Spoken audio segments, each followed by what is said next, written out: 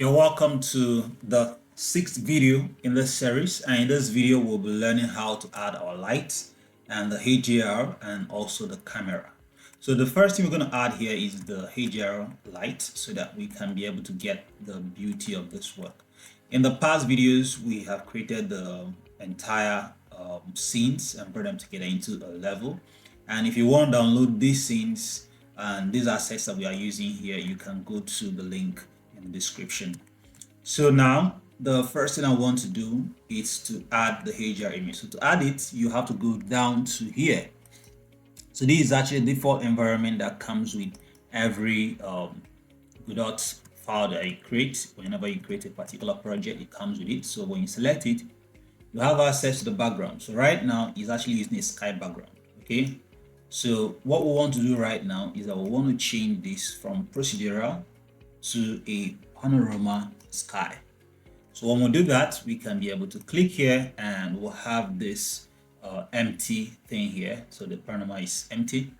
So if you have downloaded my assets, you can be able to get this HDR image. If you don't want to use this particular one, you can go to polyheaven.com to get HDR for yourself. You can, if you want to get the textures, go to freepbr.com.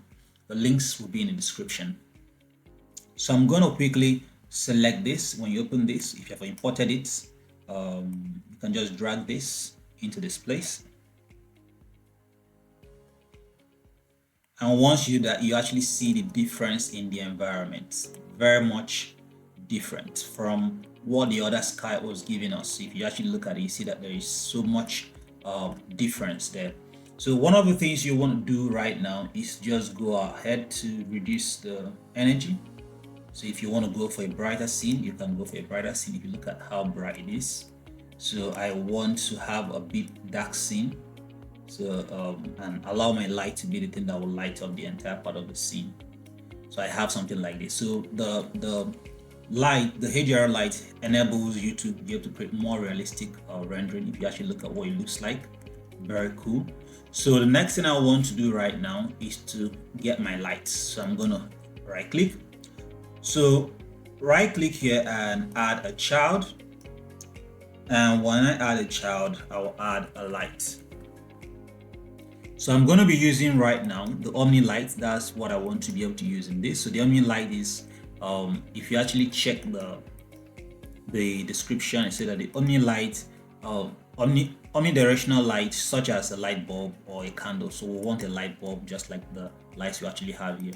So I'll select that and I'll pull it up to this place. Okay, so I'll quickly I want to start from this edge here.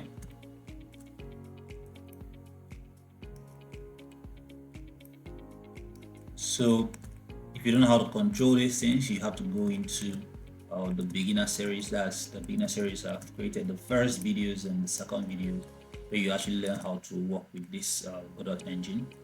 So I'll align this as much as I can to this place.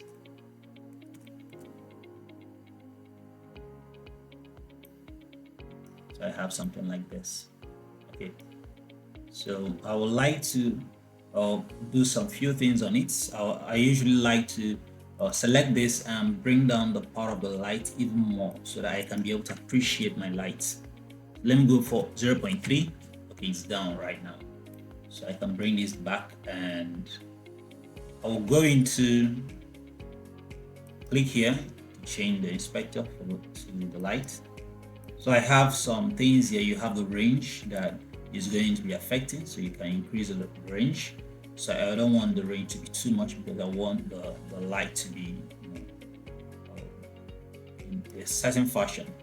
So I have here the color of my light. So I want it to be a sort of blue color. So if you look at here, we'll have that kind of blue color there, and you can be able to increase the energy here.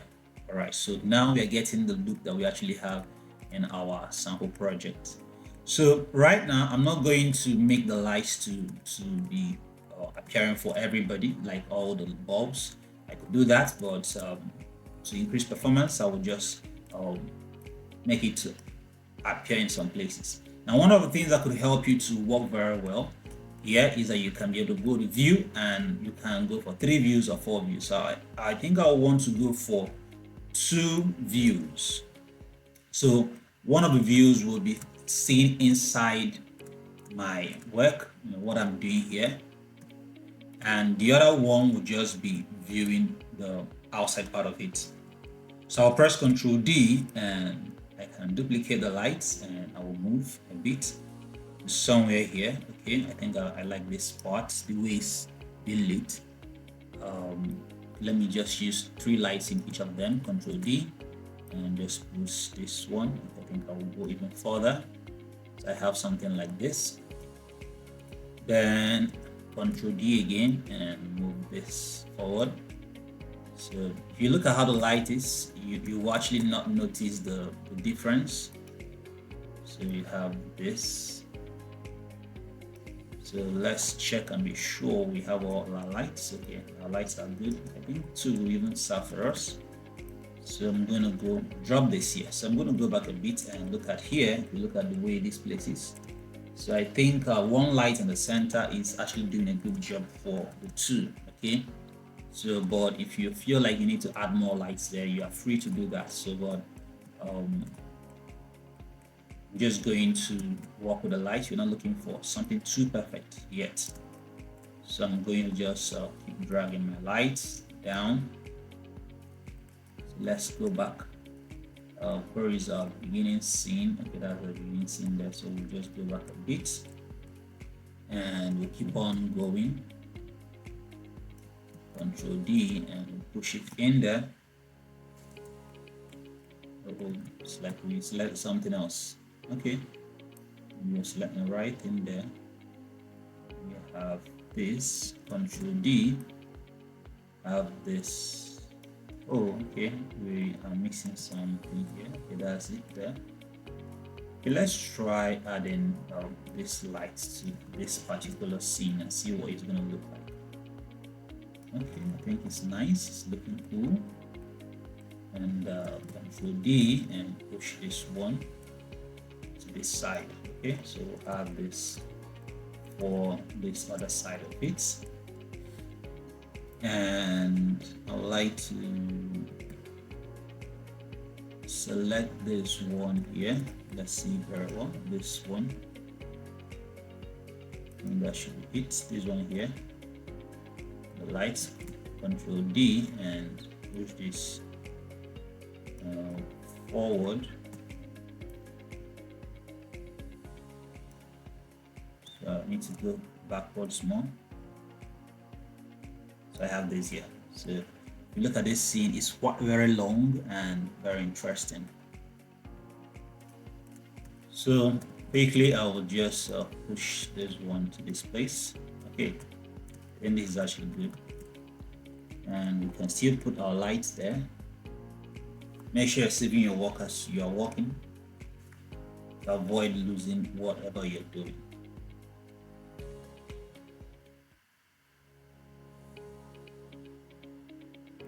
So I'll just go ahead to come over here and make sure that this light is coming towards here. Alright, so you check here and see what it's like. So I think we want to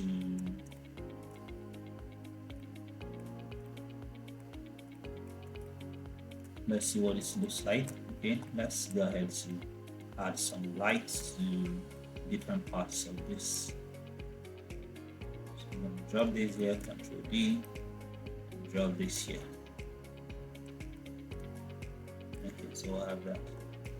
So go ahead to Ctrl D and just get this and drop inside here. This one is actually inside this place.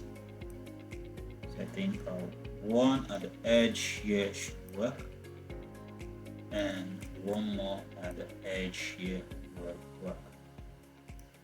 So I think this is actually good. So we'll have this and we can come in here and move around. So that's how we can be able to add the lights completely.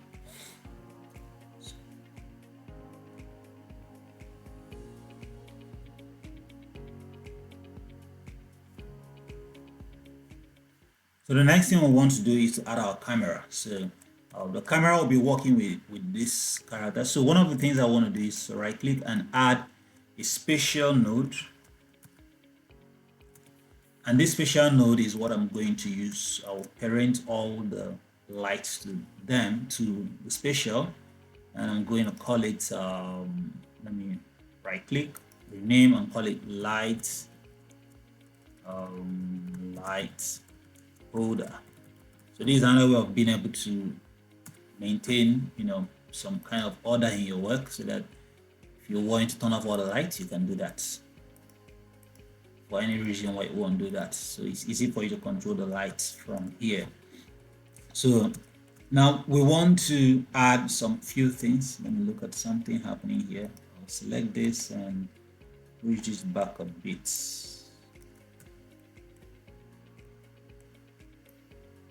Okay, I think this is okay. So I want to go ahead to do something else. I want to add my camera to this particular scene. The camera will be working very well with the player, but I won't add it right now. So I'm going to just add a camera here and add my camera. So the camera right now is just somewhere here, and the beginning of our scene is over here in the long part of it. So let's go down to the beginning part. That's where you have this. So this is where the game will start. So you want to check what it looks like. So we'll have this. It's facing it properly the way I want it. Okay, I have this. Okay, so we'll have this.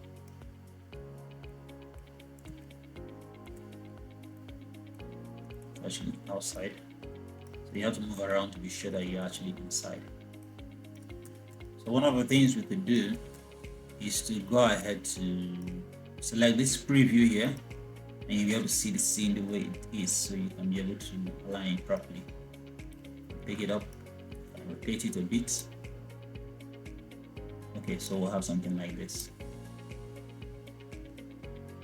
Okay, I think that will do a very nice job for us. So when we put the player, we'll attach this camera to be close to the player. Whenever the player moves, it's going to move with it. So the next thing we want to do right now is to do our final optimizing. Okay, so the final optimizing, we'll go back to this because we want our scene to look as good as possible. So if you come up here, you have the ambient lights, so you can check out what it looks like. So you can be able to increase a few things around outside. So but that will not have much effect for us in here. So one of the things we could do, let me remove this and just view it here. One of the things we could do is to create our SS reflection. So you can turn this on, and you see the effect it actually has on the scene. It brings out the shininess of your scene, very much the reflection of the metallic surfaces.